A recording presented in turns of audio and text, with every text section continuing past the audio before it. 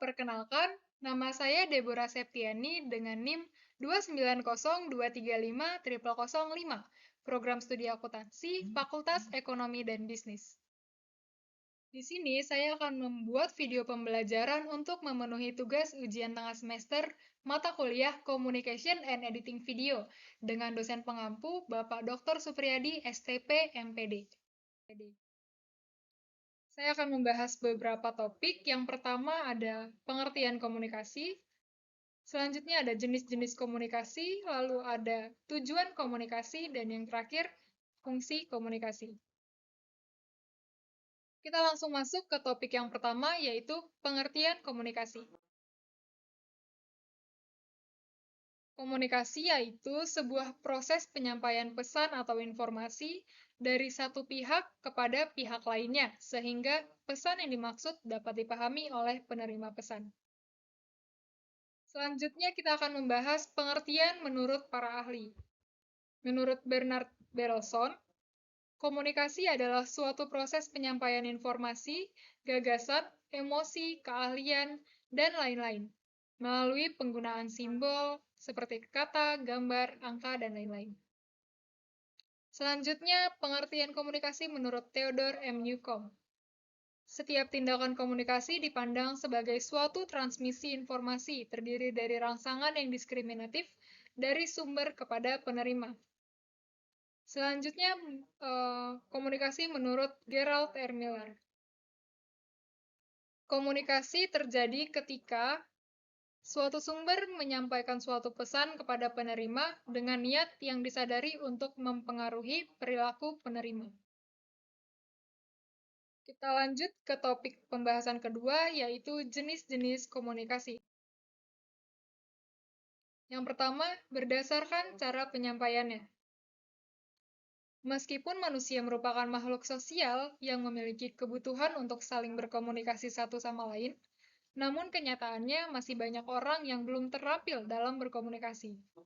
Pada dasarnya, berkomunikasi dengan orang lain bukanlah suatu hal yang sulit, karena tanpa kita sadari, kita pun telah melakukannya setiap hari. Berikut merupakan cara penyampaian komunikasi.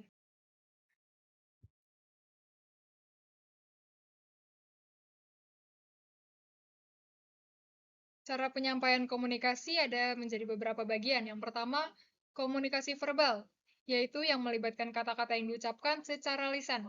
Ini termasuk pembicaraan, pidato, wawancara, dan sebagainya. Selanjutnya, komunikasi nonverbal, yaitu yang melibatkan ekspresi wajah, gerakan tubuh, bahasa tubuh, dan nada suara, yang semuanya dapat menyampaikan pesan tanpa kata-kata. Selanjutnya ada komunikasi tertulis. Ini merupakan komunikasi yang dilakukan melalui tulisan, contohnya surat, email, pesan teks, laporan, dan sebagainya. Yang terakhir ada komunikasi visual. Ini melibatkan penggunaan gambar, grafik, diagram, atau elemen visual lainnya untuk menyampaikan pesan. Contohnya poster, presentasi visual, atau tanda-tanda grafis. Yang kedua ada berdasarkan maksud dan tujuannya. Komunikasi informasi yaitu tujuan utamanya adalah menyampaikan informasi fakta atau data yang relevan. Selanjutnya, komunikasi persuasif yaitu komunikasi ini ditujukan untuk meyakinkan atau mempengaruhi pendengar atau pembaca agar memahami, menerima, atau mengikuti pandangan atau ide tertentu.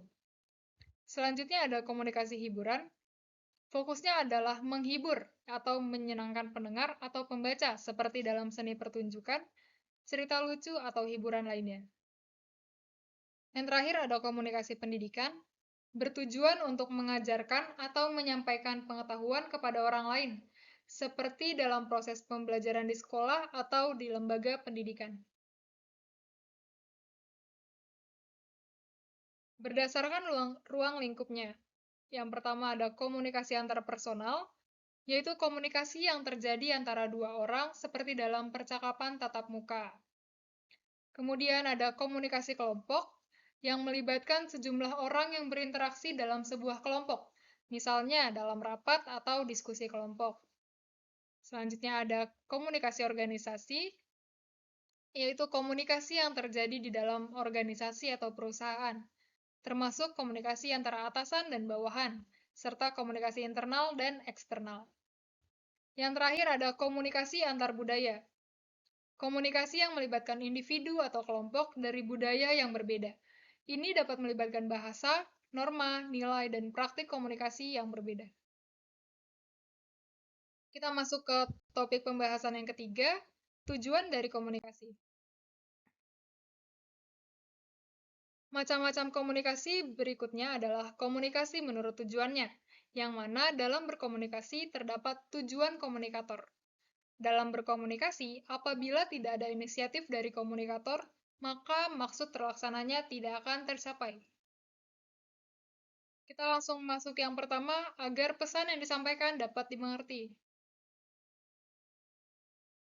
Memastikan informasi atau pesan dari komunikator dapat dimengerti oleh orang lain atau komunikan. Karena itu, komunikator harus menyampaikan pesan utama sejelas mungkin kepada komunikan.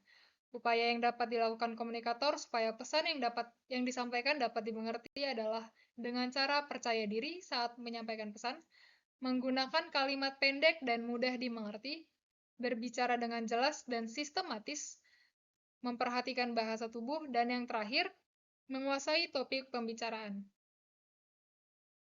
Kemudian ada agar dapat dikenal oleh orang lain. Tujuan komunikasi selanjutnya adalah agar dapat dikenal orang lain. Dengan adanya interaksi dan komunikasi, maka setiap orang dapat saling mengenali dan memahami satu sama lain.